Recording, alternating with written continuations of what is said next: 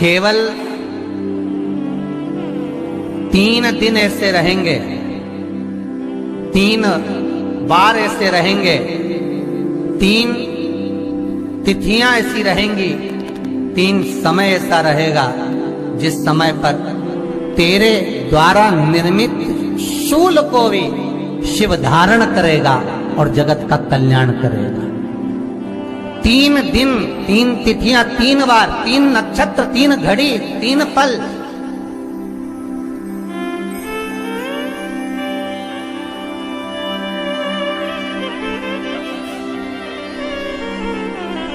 जिसमें बाबा शूल भी धारण करते हैं, और शूल अकेले धारण नहीं करते महाराज।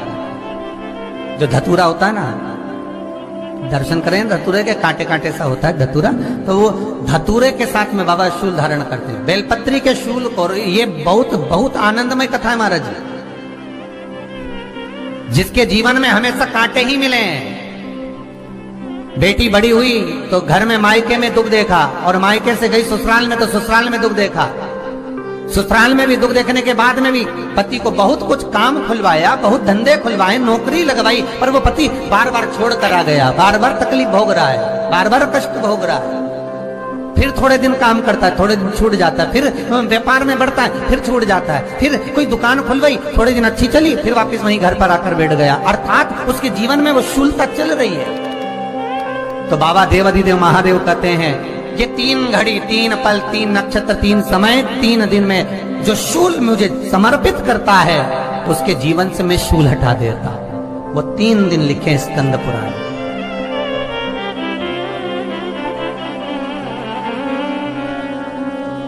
महाराज, बैसाख महीने में जो प्रदोष आती है, बैसाख के महीने में बहुत ध्यान से सुनना भाई, जो अपनी जिंदगी से बहुत तंग आ गए हो, परेशान हो गए हो, कष्टमय जीवन जी रहे हो, बहुत दुखी हो गए हो, उनके लिए ये स्कंद पुराण का चरित्र फिर मिले ना मिले, आप प्रेम से सुनिए। आओ, पहला बैसाख महीने की प्रदोष, चाहे वो शनिचरी प्रदोष हो, चाहे रविवार की हो, सोमवार की हो, मंगल की हो, बुधवार की हो, गुरुवार की हो, शुक्रवार की हो, शनिवार की हो, कोई भी वार की हो, पर बैसाख महीने की प्रदोष, प्रदोष काल में शाम का समय सूर्य डूब रहा हो, बस डूबा ही हो, और उस समय पर सूर्य के डूबन के तुरंत बाद बाबा को धतूरे के साथ में बेलपत्री ना चढ़ाते हुए, बेलपत्री के वृक्ष के 7 कांटे बाबा के शिवलिंग पर समर्पित करे जाते हैं महाराज, अपनी जिंदगी में अड़चनों को हटाने के लिए। फिर आप जिस व्यापार में उतरे, जिस व्यवसाय में उतरे, जिस नौकरी में उतरे, आप दिल से करें, आपको तरक्की मिलेगी। आप हार नहीं सकते, नीचे नहीं आ सकते, उन्नति पर ही चढ़ेंगे। एक वैशाख मास की प्रदोष, दूसरा शिवरात्रि के दिन मध्याह्न का समय महाराज, जो बड़ी शिवरात्रि होती है माघ की, बड़ी शिवरात्रि के अंतर्गत मध्याह्न का समय, दोपहर के ठीक 12 बजे, चाहे फिर वो कोई भी दिन हो महाराज, शिवरात्रि जिस दिन पड़ रही हो,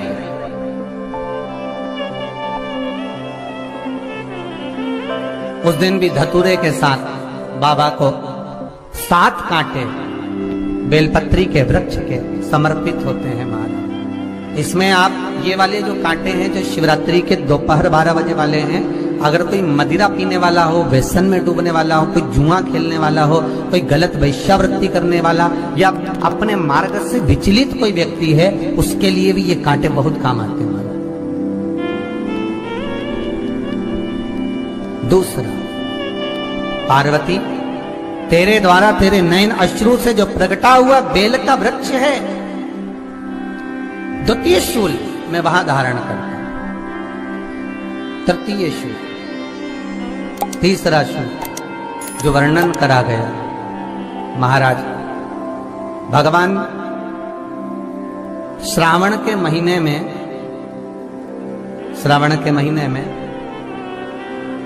जो भी दूसरा सोमवार पड़े, जो भी पड़े, श्रावण के महीने का दूसरा सोमवार। आप सबको पहले भी श्रावण के महीने में जो कथा कही उसका व्याख्यान वर्णन करा कि श्रावण का महीने का महत्व क्या है, वो भी आपको ऑनलाइन कथा में आप लोग सुन चुके हैं, लाइव कथा में श्रावण का पूरा महत्व बताया था कि श्रावण के महीने में शंकर भगवान को पूरा लेखा जोखा का भार प्रदान किया गया।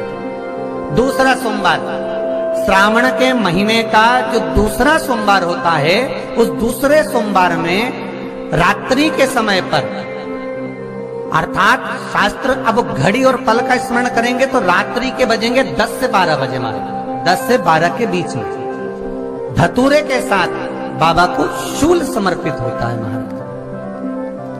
ये भी हमारी बाधाओं को, हमारी तकलीफों को, व्यापार व्यवसाय के लिए, नौकरी सर्विस के लिए, बहुत सारे एग्जाम में आप बैठ लिए, गवर्नमेंट एग्जाम के लिए बैठ लिए, नहीं हो रहा, ये 3 बार मेरे शंकर को बेलपत्री के वृक्ष के शूल समर्पित होते हैं, उसका आनंद पाना। श्री शिवाय नमस्तुभ्यम।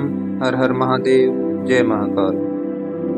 आज गुरुजी ने बेलपत्री के पत्ते की जगह बेलपत्री के कांटे का उपाय बताया।